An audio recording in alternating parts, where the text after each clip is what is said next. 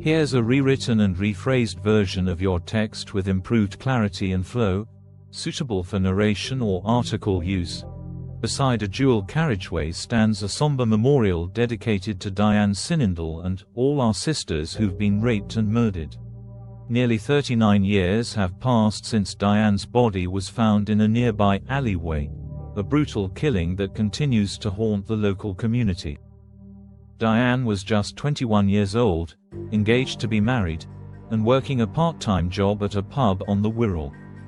One night, after her van ran out of petrol, she set off on foot down Borough Road, walking away from central Birkenhead toward Tranmere. She never made it home. Her death sparked the largest murder investigation in Merseyside Police history, drawing national attention, including a Crime Watch reconstruction of her final moments. 8 weeks later, police arrested Peter Sullivan, an unemployed laborer. He was convicted of Diane's murder, but 38 years on, that conviction has been overturned.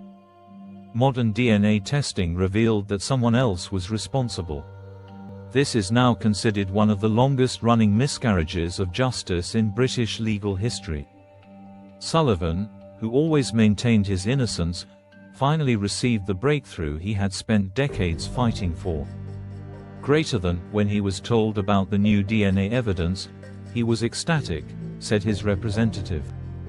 He never stopped believing the truth would come out. Still, those closest to Diane are left grieving. Her murder led to the founding of a Center for Victims of Sexual Violence, a direct response to the fear and trauma felt by women in the aftermath of her death. Greater than, no one felt safe. It was a terrifying time, recalled a local resident.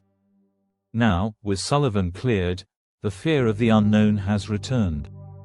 Greater than, someone out there murdered Diane Synindle. That's what keeps us up at night. We don't know who he is, and we might have already crossed paths with him. Merseyside Police say advances in forensic science, particularly DNA analysis, have transformed their understanding of the case. They're now working to identify the individual behind the newly discovered DNA profile and have asked all those involved in the original investigation to provide DNA samples. Nearly 4 decades later, Peter Sullivan has finally seen justice. But for Diane Synindle, and for the community still seeking answers, the search continues. Greg Milam, Sky News.